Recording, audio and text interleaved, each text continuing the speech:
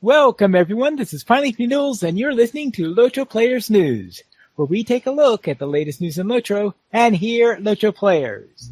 And this week, we have with us Terry Edwin. Hi. Maven. Hey, y'all. Sans Winda. Hello. And Ariandis. Hey, everybody. And good day, everyone. And let's head into this week's news, where we have a beacon. That's a it, single beacon, huh? Yeah, the 10th anniversary of the beacon. No, is it lit? Oh, is it lit? I don't think so. Okay, so no need to worry yet. No need to worry yet, but this is our latest issue of the Beacon, so therefore it has to call out for the community, and there's a pretty big community call out for this week, where they're talking about a new video of life hacks for LOTRO, of various trips and tips that you could try. Upcoming concert on Laurelin.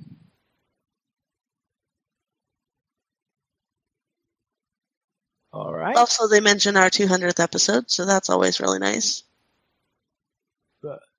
Yeah, I'm sure they heard of that one. Since I heard a rumor there was somebody from the Yeah, was there. It's just a rumor. It's not confirmed. You'll have to listen to the 200th episode to find out the truth of this rumor. Shameless plug for the win. And we also, of course, have our weekly comment where we ask the question. It's a little known fact that Gandalf's hat can also shoot lightning.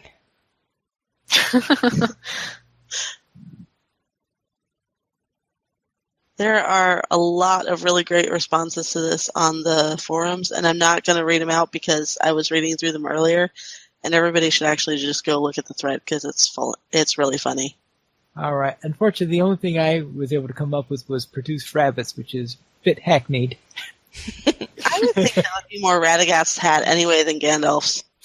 Well, okay, you got a point there. Well, Gandalf's might be able to do it. He just might not ever use it to do that.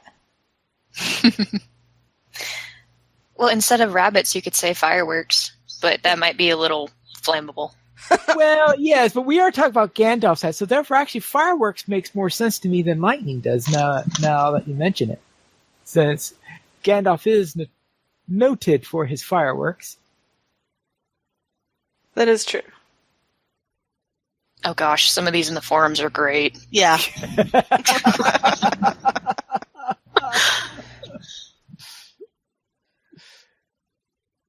And yeah, Cordovan brings the fireworks to the latest plus core to the ring, so apparently he was running a lot of fireworks also. And they also talk that Chance Thomas has put together his top 10 compositions for LOTRO as part of the 10th anniversary. And our screenshot of the week. Oh, wow. Yes. Trying to say, which marsh is that?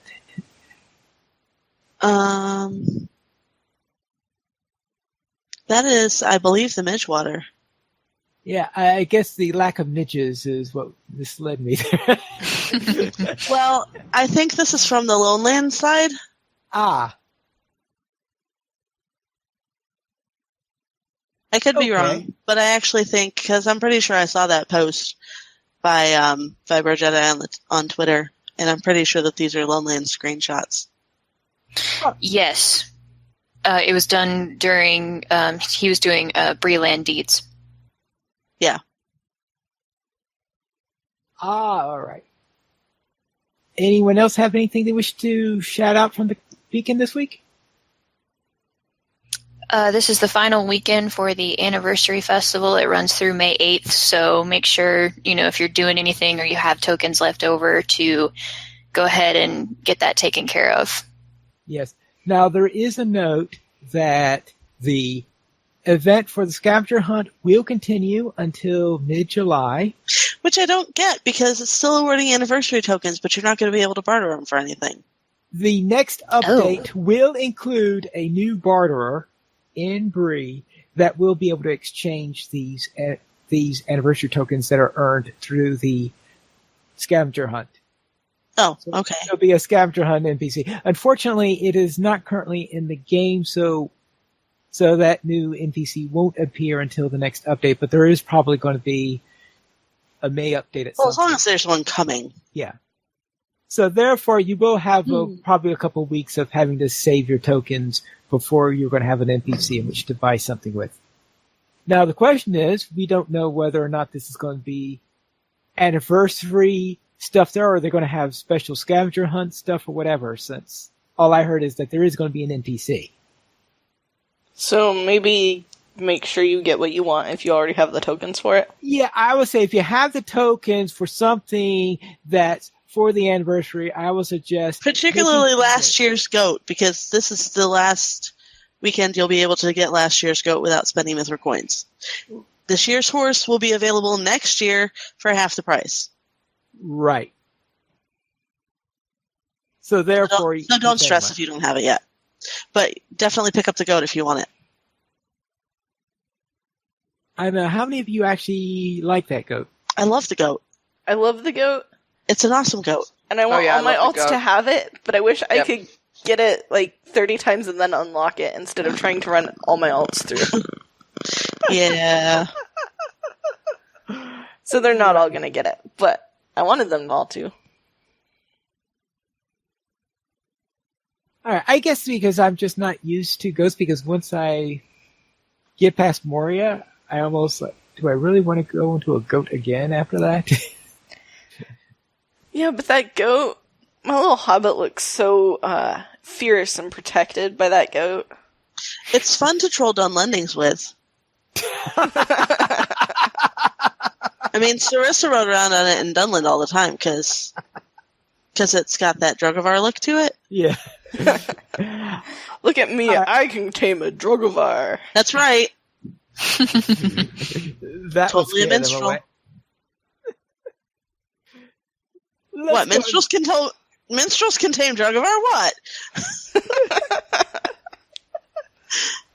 Now, which instrument does she carry with her regularly? I believe she has a lute. Okay, just checking. Free Folk Sarissa had a pipe, but I believe Landreval Sarissa has a lute in her packs. That helps with the whole minstrel cover. Yeah. Let's head into our store sales for this week. And Terry, what's on sale this week? Well, this week's free sample is something near and dear to my heart. It is a black die ×1 with the coupon code Painted Black. Also, 20% off some storage stuff. Vault storage and shared storage, inventory slots, and currency cap, which is all useful stuff. Kind of wish they had thrown shared wardrobe in there, but... It's really annoying to be on my character. I go in there, it shows up. Uh-huh. I want more vault storage. Yes. Yes, much more vault storage. All of the vault storage. And then some. I think it should be unlimited. They should just let us buy however much we... There are certain limits that you could do in code and stuff like that. I know. Fine Leaf, do not confuse the issue with facts. We need more vault I know, storage. really. I think they should. Stop being so practical. I think they should at least increase it though, because the level has increased since I joined, but I can't And keep there's increasing so much my more vault stuff storage. that you have to keep track of. I mean, they keep giving us all of this stuff that we're supposed to stockpile. That's actually a very good There's point. only so many alts that you can create for extra storage. I mean, I've got 3 already for cosmetic storage. And these scraps of paper that we're supposed to be hanging on to now don't even stack, so it's not helping. Yes. I was about Can we to have say a about fix of those. that, pretty please. Yeah, because it was confirmed during the live stream with the devs that you are supposed to hang on to those for reasons. They haven't told us the reasons, but for reasons you are supposed to hang on to them. But if you want us to hang on to them, please make them stack. Why can't they stack? They all say exactly the same thing. Why can't they stack? Maybe the thing that they represent can't stack? I don't know. Maybe? They represent invisible ink. Ooh, maybe you can give us an extra storage slot for each one of those that's in our inventory. I'll go get more. It'd be really ironic is if you, at the end, you turn it in for more storage space. That would be kind of awesome. That would be awesome. I would totally go for that. Let's head into our community events. I think we touched on that a little bit earlier while we were doing the beacon. Of course, yeah, because the beacon's always really good about putting community stuff in there. But for stuff that's not in the beacon, you can find it on the website. Yes, find it on the website.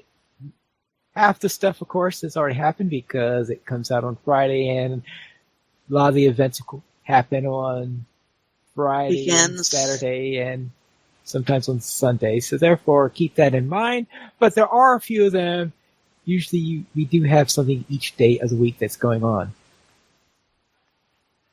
So let's head into the Family Line, part 133. Citizens Stand.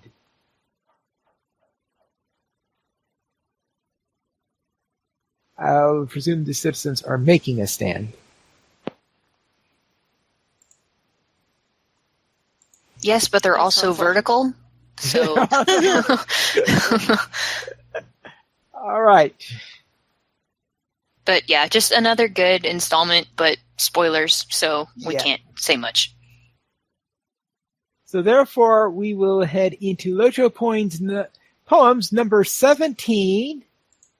We have a return for these poems, and we are continuing the story of Vestal. Merry and Pepin were taken. Frodo and Sam were gone. The fellowship was broken. Was there any point of going on?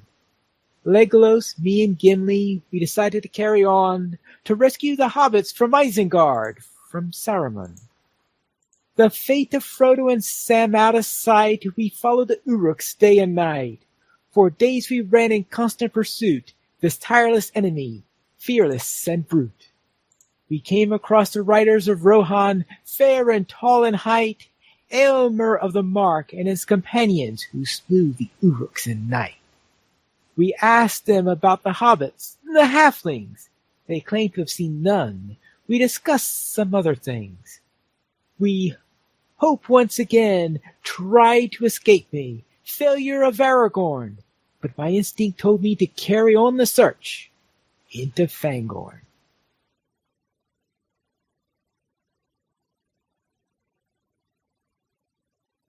Once again, another awesome poem. Mm-hmm. Yes, and we will hope he comes back and gets the next installment a little bit quicker. just a little bit. Just a little bit. Especially since it's a cliffhanger. Yeah. Well, yes, there is that little bit too. All right, we also have 2 episodes of Embers of Hope. Chapter 4, The Abandoned Hills. And Chapter 5, The Demise of Streamdale.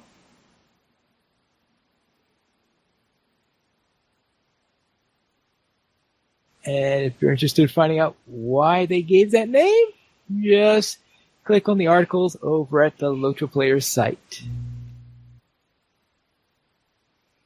And we also have, after a little time off, a new installment of Poems of the Pine, Voices of the Past. The Rangers readied the raider ships to sail the river as a secret force. While the fleet set sail to the city of White, we threaded our way through Ithilien fair. We searched for Faramir in the forested land to bring word of our win against the wicked corsairs. Yet the captain wasn't seen in the camps of his men, so we gathered in Osgiliath, which was gutted with orcs. We searched the city, but no sign was found of the captain who raided the countless orcs. But news we heard of a nasty surprise, a great weapon named Gromd the Hammer. We found the ram and ruined its wheels to slow its merciless march. But our mortal foe, Mordred the False, returned in the guise of Gothmog. I like the way you rolled your R on.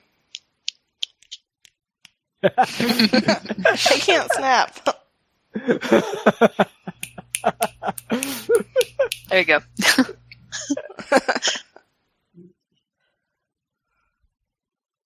Awesome. 2 poems in 1 week.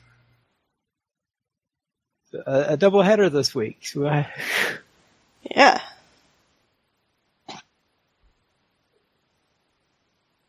And therefore, it's time for us to head into our Brax pick of the week. You can still call it a memorial pick. Well, he's not on the show anymore, so it's Sorry, Brax. until episode 300. Then we'll. The pick is actually Brax's blog. Apropos. Yeah, he did a blog post about his time in LOTRO celebration retrospective of the last 10 years. Which was cool. Then let's head into something by a newer player, and that is our new player question of the week. And Ariendas, what's your question?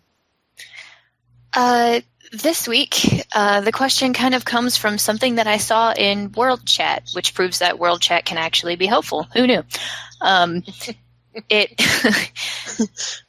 Someone said, I'm not exactly sure how it was phrased, but people were talking back and forth, and someone said, wait, you can use dummies to work on skill deeds? And then, everybody else kept talking about other things, and, people were coming and going, and I never really got the answer to that. And I was like, can you use dummies to work on skill deeds? And that's my question. And the answer is yes, you can. So as long as the dummy is the right level. Yes. Really? Yes. Mm-hmm. Yes, but it does have to be the right level. And as long as it's a skill that will actually work on something like a dummy. Because guess what doesn't? Riddle? If you're a burglar... No, Riddle will work on a dummy. If you're a burglar, however, you can't pick a dummy's pocket. or addle, right? You can't make him sneeze. Well, I mean, you can use the skill. I don't know if it counts. Oh, it might. Now, here's another trick, Arendis, that I learned from Carvette a while back.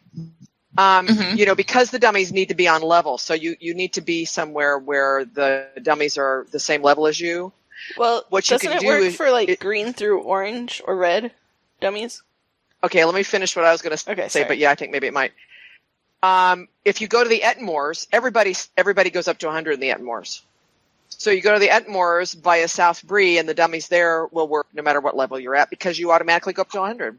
So I've done that actually on a couple of my characters. I will have to use that. Because the ones in Bree work as long as you're close to level, right? Right. But they're really low level. And then the next ones that you get on Landscape aren't until Galtrev, are they? Right. So, yeah, that's a long stretch without any training dummies. That is super cool. I did not know that.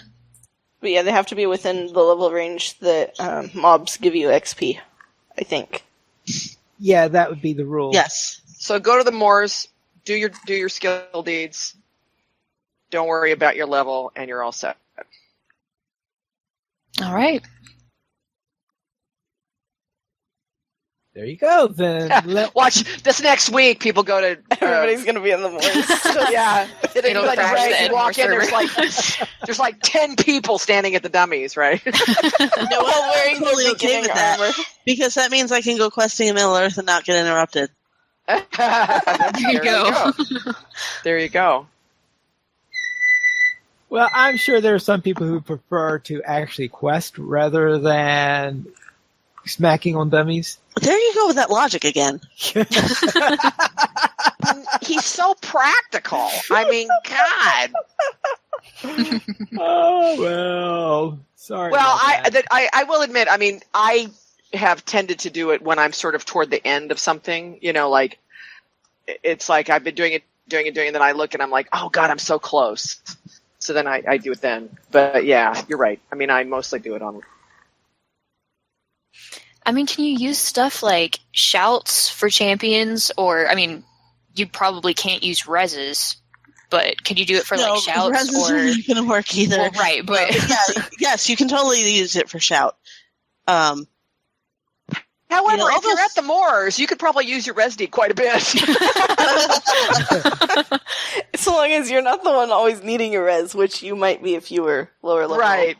True. Well, then you can just help somebody else do their ResD, and that's fine. True. Maybe find somebody else who has a red steez and just go practice resing each other. Okay, you go die. Okay, I'll res you. No, wait, it's on cooldown. You'll have to wait. Okay, now you res me, and... And in the meantime, you're giving other players appreciated. There you go. Yeah, the way to do that without racking up the repair bill, by the way, is Karn Doom Deathwater, because it doesn't actually impact your repair bill if you die by misadventure, which Karn Doom Deathwater is considered misadventure. So you can stand in that and then just not accept the res, and the person keeps having to cast the skill. Would that work in, like, the Bay of Forkhell too? Presumably. Yeah. Because I'm pretty sure that's a Deathwater. misadventure death also. Yeah. It's not. It ought to be. Yeah. It sounds like something that's less likely. I know I'm bringing real world stuff into LOTRO, which is a bad thing to do. But Logic! yes, I was thinking that it sounds like that stuff in Karn Doom is likely to really corrode your equipment. No, it's actually so bad that it perfectly preserves your equipment. It just kills you. Okay. It's like going for a swim in a vat of embalming fluid. Okay, I suppose that makes sense. So therefore, Not that I know that from experience, but it's not like I've taken dips in the Karn Doom Day Spa. No. Of course not. And Or those the Bay of clips Forkhell either. could definitely not be found on Carv's stream. Yeah. let's head into our weekend LOTRO then. Terry, what were you up to? I actually did a lot of stuff this week, so I'm not putting this in there. Well, you don't have to. It's not my highlight. I'm actually gonna, because Maven's gonna talk about that thing. But I still need the note in there. Now everybody's wondering what I'm talking about. I picked up the bingo storyline. Yeah, stay tuned for Maven. I picked up the bingo storyline with actually Xing Xing, my dwarf champion, and got a little further along because I ran actually through most of bingo up until the Misties, and then there was a incident with a couple of Angram, or maybe more than a couple of Angram, and anyway, he went splat, and I got very disheartened because champions should not go splat. So he's done a little questing, did a little leveling up, actually got some halfway decent gear, and tried that again, and now he's a little bit further along, but he's still in the Misties. He's getting ready to go into Goblin Town. So that should be thoroughly entertaining on my dwarf champion. Also, my lore master is up to level 45. She's also questing the Misties, and she's ready to go get her allies. Yeah. And other champion. So for once, I'm not talking Terry. I'm talking other champions, because Axley is my dwarf champion, and so other champion is my elf champion. He is level 71 and can go get a Warsteed. Yeah. So stay tuned for possibly next week's highlights, where I do even more exciting stuff. Sans, with that, how was your week? My week was really good and little unexpected surprises. One of which Maven will talk about. The other of which... well, okay, so there were more than just two. But, so last night, I was getting ready to log off, and I was kind of tired. And then I got a tell asking if I wanted to run part of Throne. I was like, sure. And then I realized that was Throne of the Dread Terror. And I'd only ever seen glimpses of it on Twitch, and so I was properly terrified. But I joined anyway, because I had already said yes before I realized what I was signing up for completely, which was probably good. And it was fun. Throne of Red Terror, which is... The raid. The new raid. Okay, the new raid. All right, that... I joined, I think for the last 3 bosses that have boxes. So, I missed the Mumax, which I'm kind of sad about, but I hear that they gave the group a horrible time, so maybe it's a good thing that I missed them because I had fun. No, I really hope that I get to go back and run the whole thing at some point now. But, yeah, that was interesting. And it was a fun group of people, too. So, even if I did stay up till 2 a.m. Whoa. and could maybe barely make out what was going on the stream by that point, trying to keep my eyes open on the screen. Push all the buttons. Stay awake. Buttons. No, I didn't die more than anybody else, though, and I had the lowest morale, so that's pretty good. Wait a minute. You're a PhD student. I thought you'd be used to staying up till 2:30 in the morning. Oh, no. I'd much rather get up earlier and start again than stay up late if I have my preference. Preach. But, well, okay, I have written a few things that late. I just never feel even remotely good about them. You don't want to do that with your dissertation, yes? No. Hopefully not. But yeah, it was pretty awesome. Like, I just had this image, like, as I was, like, as the thing popped up on my screen and I clicked travel now, that I was going to spend the whole time defeated because, like, all I've heard is that that's basically what this raid is. And so it was really fun that I only died once. Come on, it's not that bad spending an entire instance defeated. No, it's not. Sometimes. But it is if you're the only one who's been there, defeated, done that. And it's because you don't know what you're doing. And again, been there, done that. I'm sure I've done it at least once. So, is it possible to stay dead the whole instance? I thought the timer would go down. No, the timer's pretty long. It's a pretty long timer, and yeah, it's possible. Okay. Depending on the instance. Yeah, it does depend on the instance. But yeah, no, it was fun, and I only died once. I can personally attest to the fact that there are multiple instances that Sarissa witnessed from behind the "You have been defeated" screen. Squishy burglar is squishy. I've seen my share of instances from behind that "You have been defeated" message as well. But yeah, so that was pretty cool. And Finn, Looney, thank you so much for your guide, because I was outfitted well enough that I was alright, so thank you. Yeah, that's good. And I did more anniversary questing and remembering. I found Boromir's Horn Shard along the Anduin with pretty much the whole landscape chasing me. So,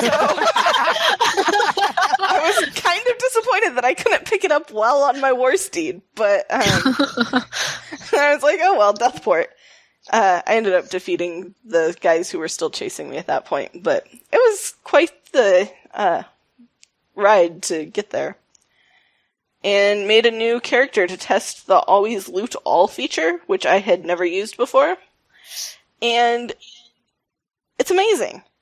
Except I'm not sure I could use it on my current alts who desperately need to do more inventory management because they desperately need more vault space. And yeah. But it's a really cool feature. And hopefully it'll help with inventory management on that alt, at least for a while. Erndis, how was your week? My week was pretty light. I had a bunch of tests this week, so most of the LOTRO that I ended up doing was log in, do anniversary stuff, log out. Next day, log in, do a little anniversary stuff, log out, in a cycle. So, but that's pretty much all I did this week. Maven, what did you do this week? Well, I would say that I accomplished what has got to be a rite of passage for any long-term LOTRO player with multiple. I was out with Sans and Terry on our weekly, what are we going to do this week? Take over the world, weekly thing. And we were doing anniversary runs. We're like, let's go do remembrances. There's some in Karn Doom. Let's go get the ones in Karn Doom. So, yay, we went, Sans poured us to Gas Force Near, and I'm like, yeah, here, it's this way. I've done it already on Glordriel. Here, let's ride over there.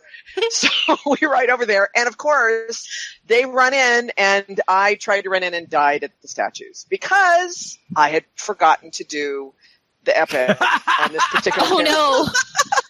So, and that's why I say I think anybody who's a long-term LOTRO player that has multiple alts that has to happen at least once because you forget. Oops, I hadn't done it on this character. So I did. So that happened. So here's what everybody's waiting for. Drum roll, please. So Sans, Terry, and I got invited to do the Tower of Orthanc instance this week, and it was I think all of us first time, right? None of us had done it before. I did it once. So before. we did that. Oh, you did it once before. Okay, so Terry and I had not done it before, and so Terry, now you can say what happened to you because Terry was scary. So okay, so I don't know if you're familiar with the Tower of Orthanc, but some of you are probably familiar with me saying that I'm movement challenged.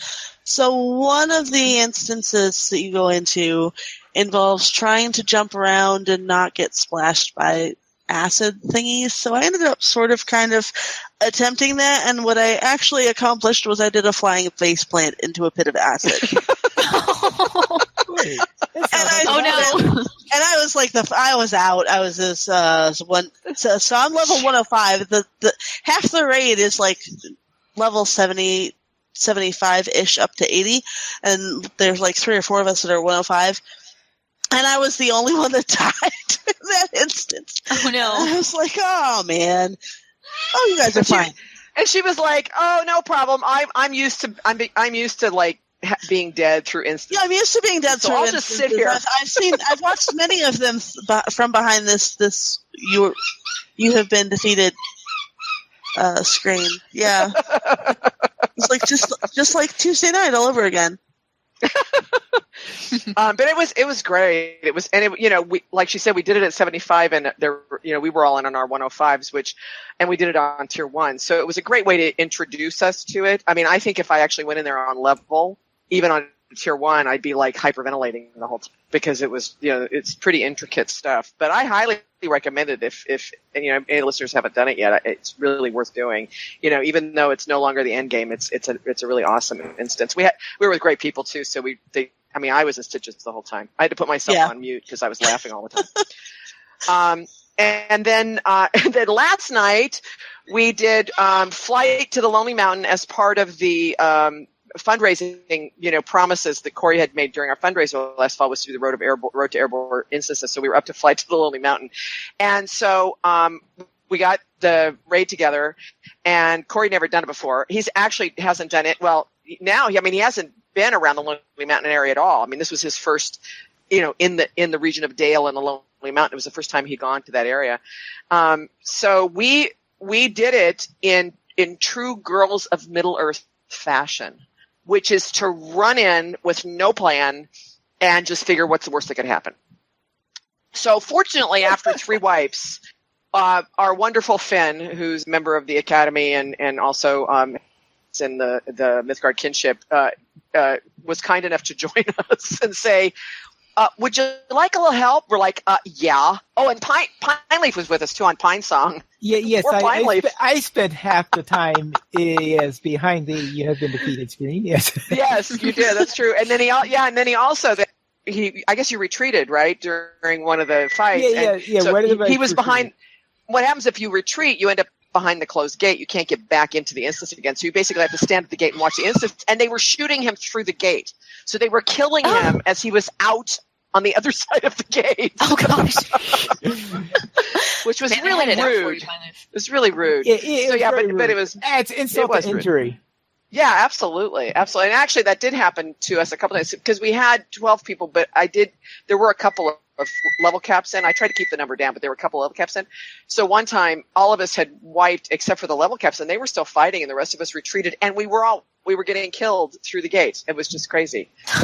Anyway, so we did manage to finish it though. And of course afterwards, Corey did a whole, view. He even did an up close and personal of one of the NPCs. I won't go into exactly who and how he did it, but so that he could check out, what he was wearing and his cloak clasp and stuff. So it'll be up on the Signum University I have taught him YouTube so channel. well. You have, indeed, you have. So that was a lot of fun. And it was funny because actually I had done it as a featured instance a lot and it always went really fast. And so I was kind of worried. I was like, oh my gosh, this thing's going to go so fast. It's going to be like a 5-minute stream. No, it wasn't. No worries. It was not. Oh, and also for those of you that do watch it, if you watch Girls of Middle Earth, Kim on Philbos, who will know from Girls of Middle Earth, the Dwarf Guardian was the other tank along with Wiggins. So there was a lot of fun moments, and also the Yellow Hobbit was there in yellow, so that was fun. She was on her bird, so it was anyway. So that was great. So how about you, Pine Leaf? All right, I'll begin with the one Crick Hollow, where I was running for the anniversary thing for the year 4 stuff. I was running Defense of the Prancing Pony. And I enter into the instance, and I notice that there's a mob wandering around there. All right. Oh, Southpaw came in at the beginning. Usually, when an encounter mob pops in at the beginning, you know that it's not necessarily going to be the right one. It turned out that there are 2 Southpaws there, the solo version and the raid version. Ouch. Oh gosh. So I decided to avoid that side because usually I go a little bit further down in trying to pull mobs when I'm in this, but I decided to avoid the area of Southpaw throughout the entire skirmish until I was at the end. So I went through the skirmish, finished it all up. Then I see and actually did the 2 real encounters since the Southpaw one wasn't a real encounter. And I said, all right, see what happens when I try to pull the regular version of Southpaw. And so I pulled solo version of Southpaw in there, and I was thankful that, of course, wolves, when you pull a wolf, not all wolves are linked to each other. Apparently Southpaw 1 was not linked to Southpaw 2 because they don't expect to be in the same run. So therefore, I managed to pull the solo version of Southpaw, and I did get credit for completing the encounter there, so I actually managed to finish 3 encounters as a result. And I decided, all right, this is now on my main character. If there is a version of Pine Leaf that can beat the raid version of Southpaw, and since the instance was over anyway, I decided, all right, this was the one that could do it. So therefore I pulled the raid version also and actually managed to get through there. So Nice. What? Nice. Did you get any credit for it? no, because I already killed Southpaw. Okay. You can only get credit for a particular encounter once. Well, I was Pine Leaf, just wondering I if love maybe how- there was a different flag for the Fellowship version or something. No, you got to remember is that the flag, there has to be a single flag because you get credit for it because you have this deed for killing each of them, so they have to all be on the same flag. Oh yeah, that makes sense. Oh gosh, I love how calmly Pine Leaf explained the whole thing. I went into a skirmish and all of a sudden there's like, the raid version and the solo version. And so I just generally avoided it. So I went around the back and did the whole skirmish and then came back and pulled both of those. And I'd be over here like, oh my gosh, throwing my computer all over the place. And Pine Leaf's just like, yeah, I'm just going to calmly walk around the thing. And oh, thank goodness they're not linked. And, just keeps going. And I'm throwing my computer against the wall. Well, it doesn't always work out well because there was one time where I think this was a highlight from about 6 months ago where I was doing Siege of Gondaman, and I think it was the one of the flag, not the flag bearer, but the person. But the real encounter after you do the flag bearer. Oh, yeah, I remember that highlight. Right, yes, and I think I got 3 versions of that. Yeah, you got all 3. You got like the Fellowship and the Raid and the solo one. And the solo one, all coming in at the same time. And of course, in that case, I'm on the platform here, and the first thing I see is that Matthews is just getting into the middle of his speech when they all come in and kill him, and kill everybody. So yes, it doesn't always work out in there, but fortunately Southpaw is not a serious enough matter for it to ruin everything. Yeah, I had that happen once in a battle in the tower, and the Mirkwood skirms can be annoying because a lot of those encounters they decide to put reflects on. So it was one of the ones that it was one of the things in the armor, and I was in a duo I was in a duo with another person, and it was like the flame-filled armor, and we got 3 versions. We got the duo and the Fellowship and the Raid version, and yeah, that did not go well because there was no avoiding that because it's just on the path. Oh, you mean the one that you mean in Dananglor then? Yeah, there's no way you could avoid the No, this was Battle in the Tower. Oh, Battle in the Tower. Oh, that one. Yeah. Okay. Yes, all right, now I remember. Yeah, he is right in. Yeah, if he comes in, he's right on the way up the stairs, so right. You can finish the thing without going through him. Right, and this spawn, of course, doesn't wait till you spawn him. They just spawn on their own. Right. Yuck. Yeah. Now, on my champion, I'm doing the YouTube series on, I visited the Black Dens because I had finished up doing Moria and I'm starting in Enidwythe. So I reached the Black Dens, and those I forgot their exact name, those shadow. Eye of Shadow. Eye of Shadow, yes, Eye of Shadow. Those Eye of Shadows, which used to be elites, and that were nerfed down to signatures. Uh-huh. They're still tough. For a physical character, yeah. Yeah, because I just, especially when I had 2 of them jump on me at the same time. Yeah, that's a good way to get snacked on. Yeah, I got snacked on that. But I managed to go through, I think I had to kill 10 of those things while I was in there trying to douse those stupid flames. Yeah, because they keep coming at you. Yeah.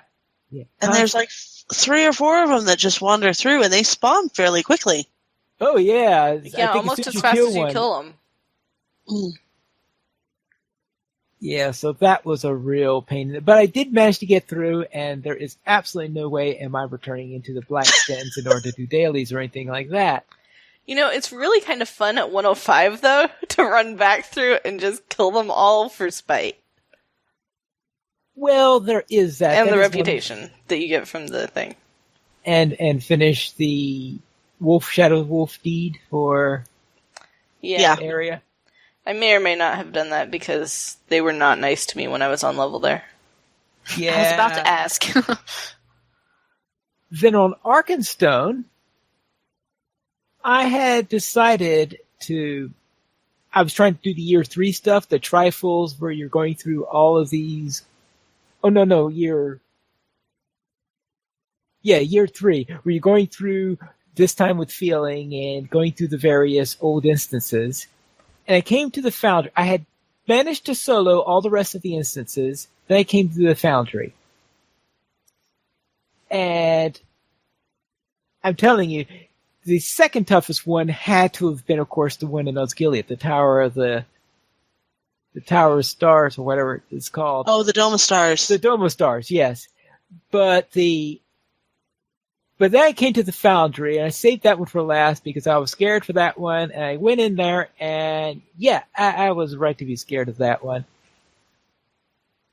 Because you got this crazy troll that first thing he does is stun you, and then before you can get out of the stun, he knocks you against the wall. Uh-huh. Okay, rinse, repeat. You get stunned. Get knocked against the wall. Yeah! I don't like that troll. Yeah. Yeah.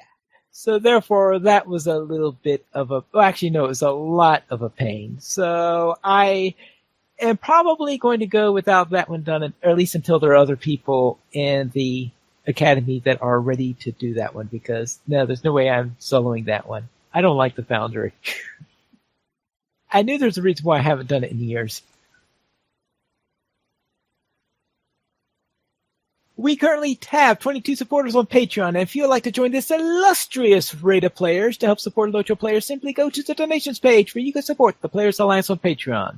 There you'll find rewards, including a mention on the podcast of your choice, or even be a guest for an episode of LOTRO Players News.